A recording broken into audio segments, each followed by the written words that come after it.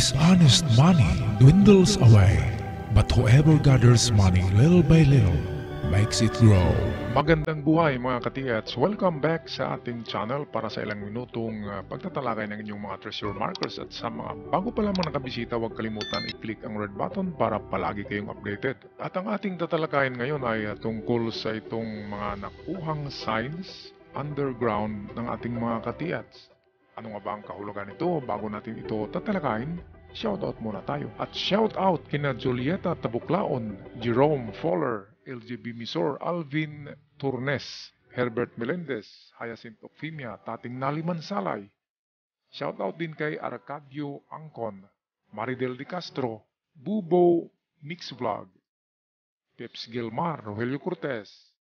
Shoutout din kay Aimee Imperio, Lito Taburada, Christian Lozada, Michael Amit, Raul Riquillo, Dada Billy Cario, Pisio Himintisa, Crisanto Banaris, Ramon Tingkang, kay Lampaso Pugiit, Elbert Salimbagat, Elben Famaran, and lastly, shout out kina Arnold Iscala, Noli Galon Mix Vlog, kay Melvin Barrientos, Edgardo Lagarto, Jelly Lopez, at kay Marvin Basa. At sa mga hindi nabanggit na pangalan, shout out sa lahat.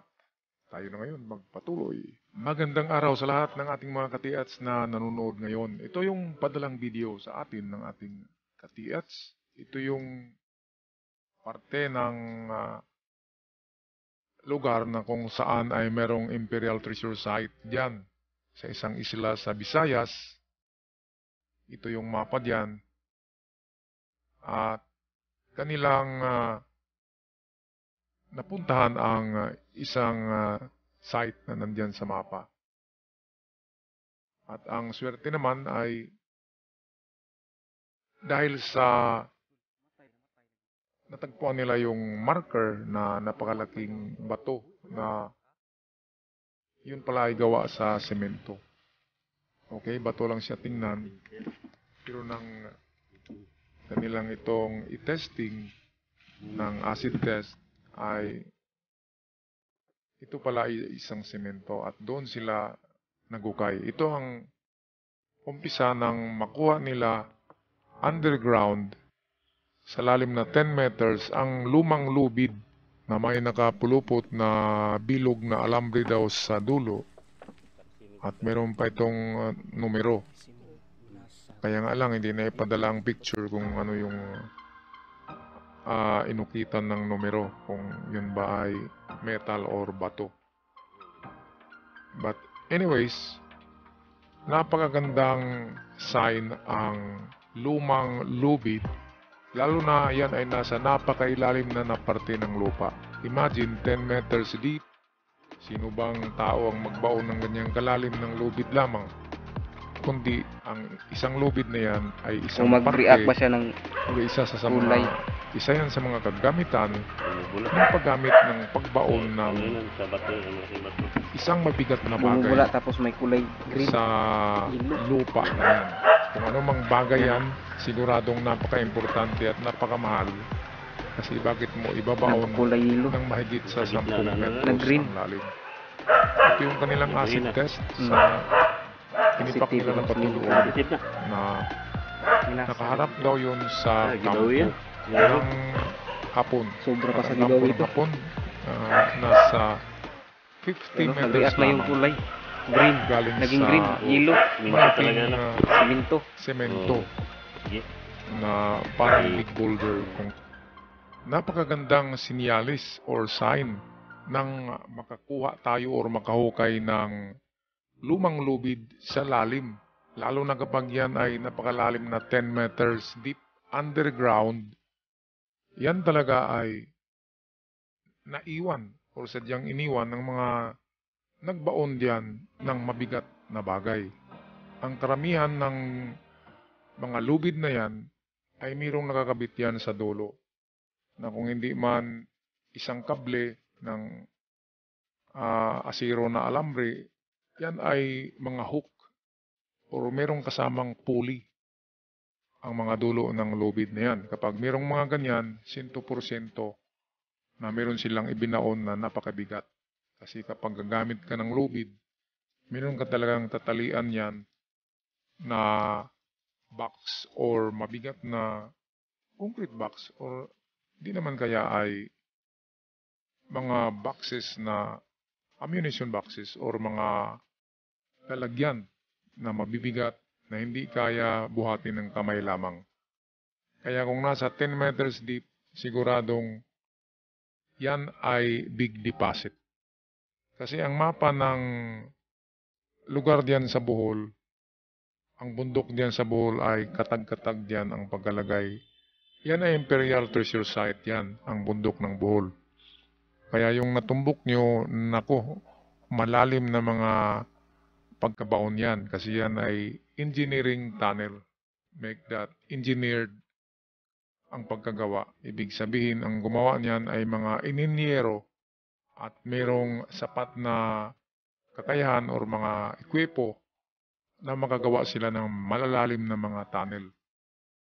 Okay mga katiyats, kaya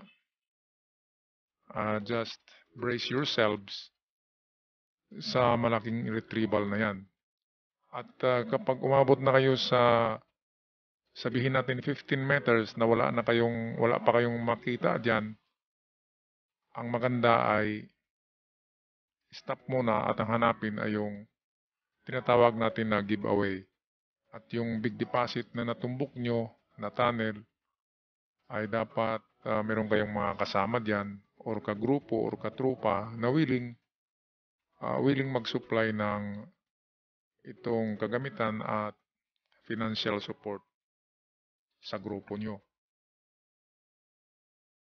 Okay, at para lalong mas maintindihan nyo mga katiyats ang kahulugan ng lubid na yan, kasi yan ang pinakamalaking sign, pinakamahalagang sign na nakuha nyo inside the tunnel na mayroong lalim na 10 meters. Imagine, 10 meters, apat na make that tatlong palapag na yan ng building. So, pwedeng malapit na talaga dyan. Kasi kung atin titingnan, 5 meters ang haba ng lubid na yan. So, ibig sabihin ay meron silang itong nilagay pababa na object.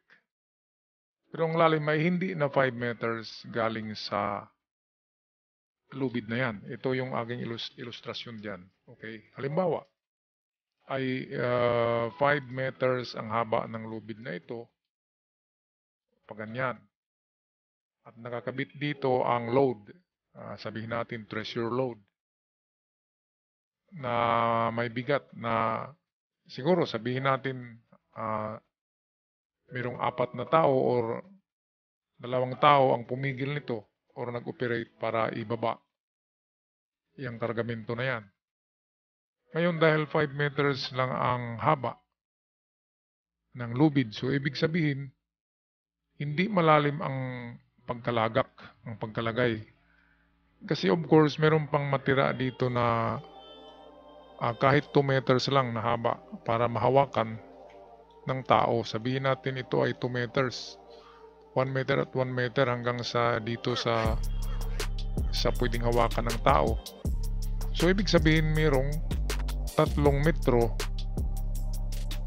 na lang na lalim. Or wala ng 3 metro. Kahit 2 meters deep galing sa lubid na yan ay pwedeng ganyan. Kaya sa estimate ko ay pinakamalalim na ang 4 meters. So 3 to 4 meters down, pababa, ang idagdag nyo sa tunnel nyo kung saan nyo nahukay ang lubid na yan. Okay, so example, ito yung tunnel nyo. Ito yung ground, ito yung lalim na 10 meters. At dito nyo nakuha ang lubid sa 10 meters. Ayan. So, pwedeng after nila maibaon yun, ay pwedeng dinala nila pa itaas sa 10 meters ang lubid. Pwede ring nasa ilalim pa yan.